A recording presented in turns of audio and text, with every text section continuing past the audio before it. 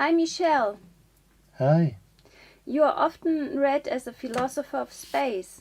You've been interested in architectures like the clinic and the prison. You've explored the relationship between language, power, and space. You've proposed to study the heterotopias of society.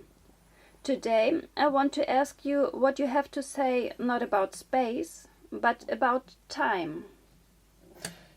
Michel Serres once called me a stubborn geometer. And Deleuze said I was an archivist, but also a kind of cartographer, a land surveyor. But let me tell you, the whole emphasis on space was also a reaction against Bergson, against his rather universal notion of élan vital and the idea of duration. In fact, I've always been interested in time. Just think of how the order of things end. You mean the face drawn in sand at the edge of the sea? Wait a second, here. As the archaeology of our thought easily shows, man is an invention of recent date, and one perhaps nearing its end. Exactly. Man is a thoroughly temporal being. As a species and as an idea, he is bound to time, which also means that he has come into being and will disappear again. Of course, this is not only an insight resulting from the relatively short history of the human sciences, but also from the theory of evolution and the history of the Earth, with time horizons hardly to imagine. In connection with the archaeology of knowledge, you also speak of different forms of historical time.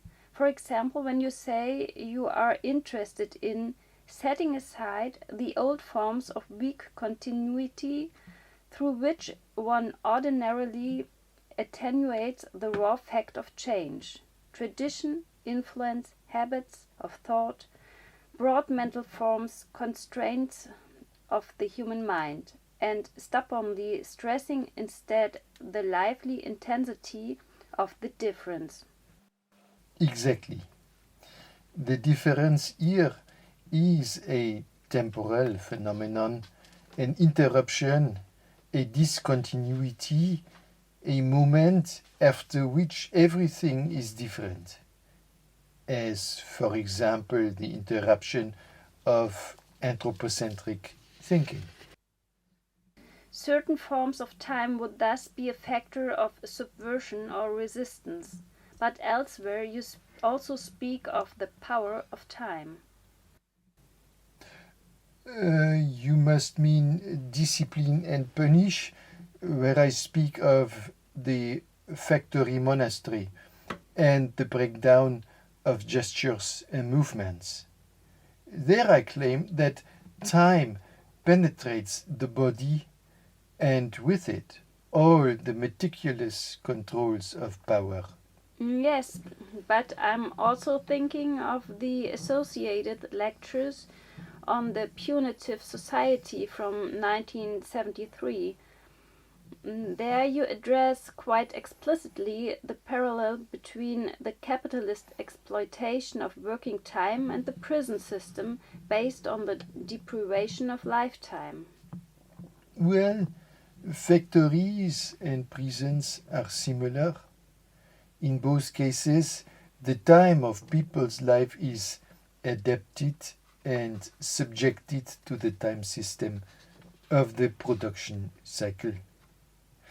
As a result, I argue that the control of time is one of the fundamental points of the hyperpower organized by capitalism through the state system. That sounds very topical to me. For example, when I think of the way in which today's computer technology intervenes in our time, by storing an enormous amount of data, that is, by recording the past, but at the same time, by reaching into what is to come, that is, by calculating our future behavior, for example, the probability for committing crimes on the one hand, and for purchase acts on the other hand. This leads us back to space, however. Maybe not to architecture, but at least to infrastructure, to the cables and antennas of the internet, to smartphones and similar mobile devices, and of course to data centers, which should be counted, I guess, among the heterotopias of the present age. If I only had time to work on that. I thought you puppets would have all the time in the world. Well, as you probably know, our habitat is located somewhere in between a monastery and the factory. So, why don't you go ahead eventually and load this up? It's about time.